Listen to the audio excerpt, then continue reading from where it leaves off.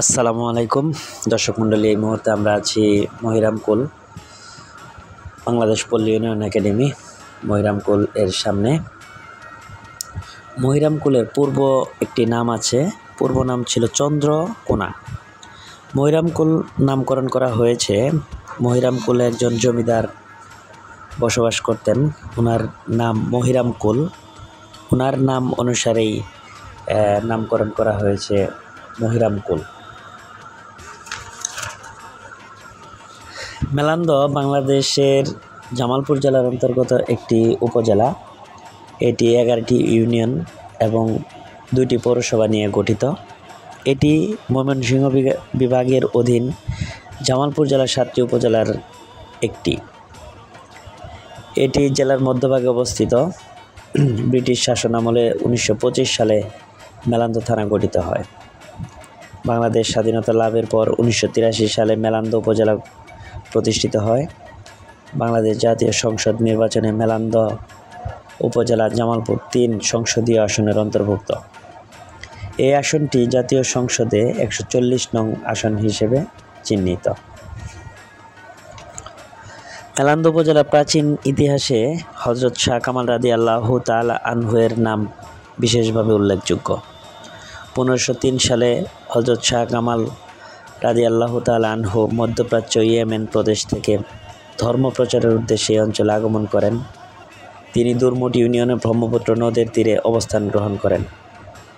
বর্তমানে সেখানে হযরত শাহ কামাল রাদিয়াল্লাহু তাআলা আনহের মাজার রয়েছে। প্রতি বছর পহেলা বৈশাখ থেকে 31শে বৈশাখ পর্যন্ত মাসব্যাপী মেলাও অনুষ্ঠিত হয়ে থাকে। মেলান্দহের নামকরণের সঠিক ইতিহাস পাওয়া যায় না। স্থানীয়ভাবে প্রচলিত কিংবদন্তি থেকে অনুমান করা হয় যে অঞ্চলে অতীতে মেলা বা অনেক দহ বা জলাশয় ছিল। এই মেলা ও দহের মিলিত উচ্চারণেই মেলান্দহ নামের উদ্ভব হয়েছে। আবার কেউ কেউ মনে করেন কয়েকটি দহের মিলনস্থলে এই স্থানটি গড়ে উঠেছে বলে এর নাম মিলন্দহ, মিলান্দহ, মেলান্দহ হয়েছে। মেলান্দহ নামের ব্যাপারে অন্য একটি ধারণা প্রচলিত আছে। এই অঞ্চলে একটি মৌজার নাম ছিল মেলান্দহ। এই মৌজার নামেই পরবর্তীকালে এই অঞ্চলের নাম মেলান্দহ হয়েছে বলে কেউ কেউ মনে করেন। কথিত আছে 250 বছর পূর্বে ব্রহ্মপুত্র নদের একটি শাখা নদী লৌহজং বর্তমান মেলান্দ বাজারের উপর দিয়ে প্রবাহমান ছিল। এই নদীর উভয় তীরে ঘনবসতিপূর্ণ ছিল। ভূমিকম্প, নদী ভাঙন, বন্যা ইত্যাদি প্রাকৃতিক কারণে নদীটি ভরাট হয়ে যায়। পরে ম্যালেরিয়া, কলেরা, কালাজ্বর ইত্যাদি সংক্রামক ব্যাধিতে অনেক লোক মারা যায়। অনেকেই স্থানান্তরে চলে যায়, ফলে ক্রমশ স্থানটি লোকবিরল ও জঙ্গলাকীর্ণ হয়ে ওঠে। অনেক দিন পর একদল লোক এসে মেলান্দহের আশেপাশে বসতি স্থাপন করে আস্তে আস্তে আবার লোকালয় গড়ে ওঠে। জঙ্গল পরিষ্কার করে চাষাবাদ শুরু করে। তখন এই অঞ্চলে কয়েকজন বিশিষ্ট জমিদার স্থায়ীভাবে বসবাস শুরু করেন। এদের মধ্যে মহিরামকুলের মহিরাম লাহিড়ী ও মালাঞ্চার চন্দ্রকান্ত রায়ের নাম উল্লেখযোগ্য। নবাবী আমলে মেলান্দ উপজেলা রানী ভবানীর জমিদারি অন্তর্ভুক্ত ছিল। কথিত আছে যে মেলান্দ অঞ্চলের কোনো এক নদীতে জাফর নামের একজন নমদাস 2 জন সঙ্গী নিয়ে নদীতে মাছ ধরছিল।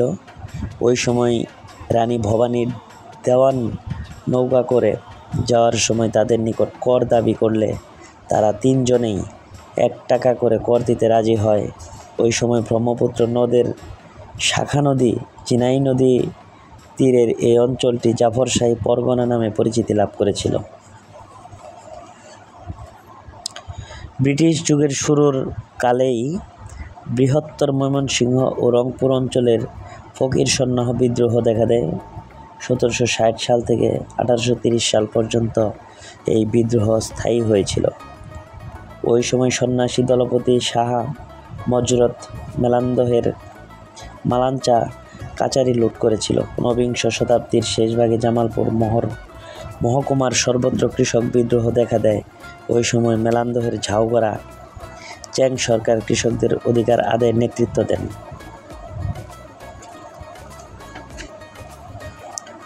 মেলান্দহের আমবাড়িয়া স্টেটের মালিক হেমনগরের জমিদার কৃষি বিদ্রোহী চেং সরকারকে গ্রেপ্তার করে হেমনগর জেলখানায় 6 মাস আটকে রেখেছিল। এলাকার বিদ্রোহী কৃষকরা ওই গ্রেপ্তারির বিরুদ্ধে জামালপুর মহকুমা ম্যাজিস্ট্রেট টি.এ. ডনু সাহেবের নিকট অভিযোগ দায়ের করে। চেং সরকার 6 মাস পর কারাগার থেকে মুক্তি লাভ করেন।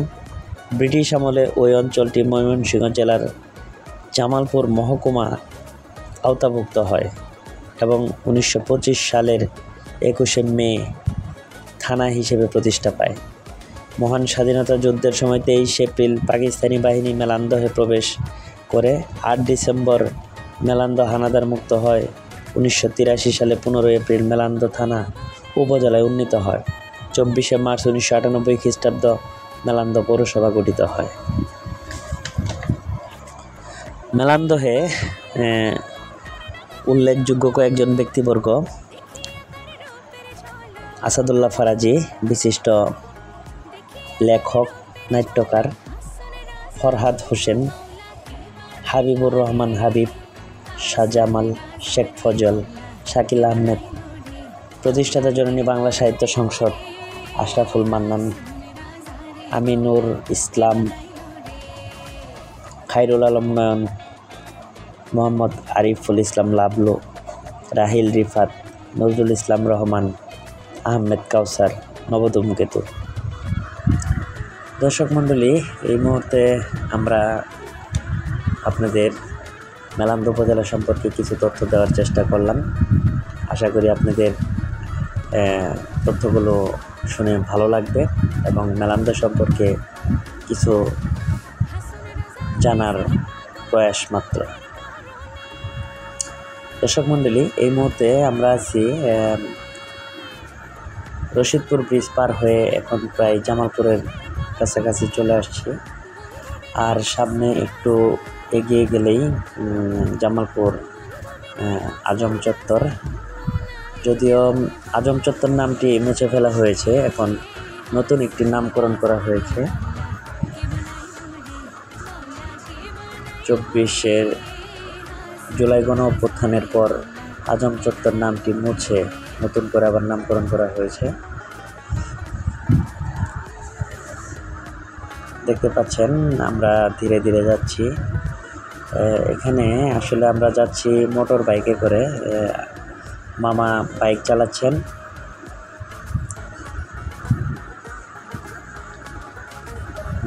আমরা এখন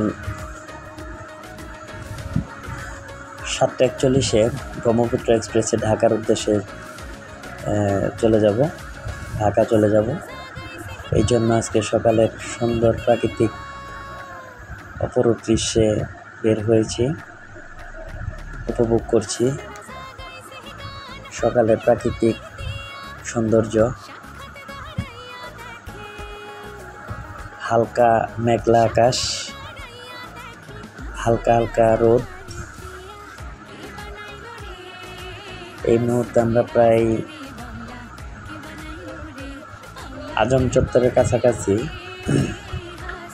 তবে একটা জিনিস আপনাদের বলে রাখি, আমি খুবই আন্তরিকভাবে দুঃখিত যে আমি আজম চত্বর নামটি পরিবর্তন করে যে নতুন নামটি করা হয়েছে, আসলে সেটি আমি এই মুহূর্তে বলতে পারছি না। এই জন্য আমি আন্তরিকভাবে দুঃখিত।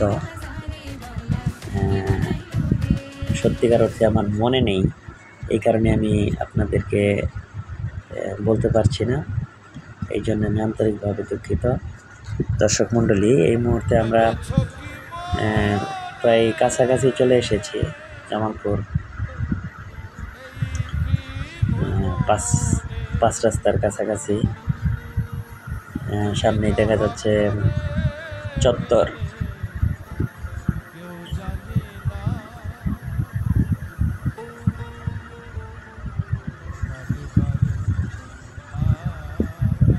তার সামনেই হচ্ছে জামালপুর আঞ্চলিক পাসপোর্ট অফিস। আর একটু এগিয়েই হচ্ছে জামালপুর আঞ্চলিক পাসপোর্ট অফিস।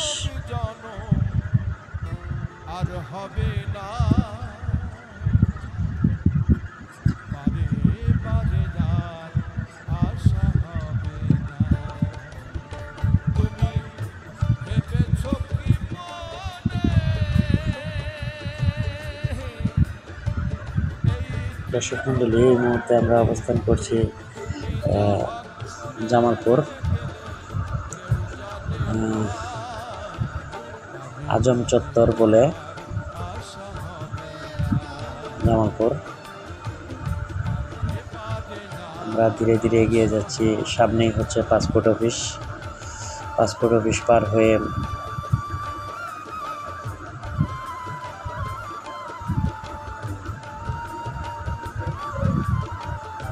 এই তো এখানেই হচ্ছে জামালপুর আঞ্চলিক পাসপোর্ট অফিস। দর্শক মণ্ডলী, দেখতে পারলেন। তো আশা করি ভিডিওটি আপনাদের ভালো লাগবে। ভালো লাগলে লাইক কমেন্ট করবেন এবং সাবস্ক্রাইব করবেন, পাশে থাকবেন। সবাইকে অসংখ্য ধন্যবাদ, শুভেচ্ছা, অভিনন্দন জানিয়ে আজকের মতো এখানেই ভিডিওটি শেষ করছি। সবাই ভালো থাকবেন। আল্লাহ হাফেজ। আসসালামু আলাইকুম ওয়া রাহমাতুল্লাহ।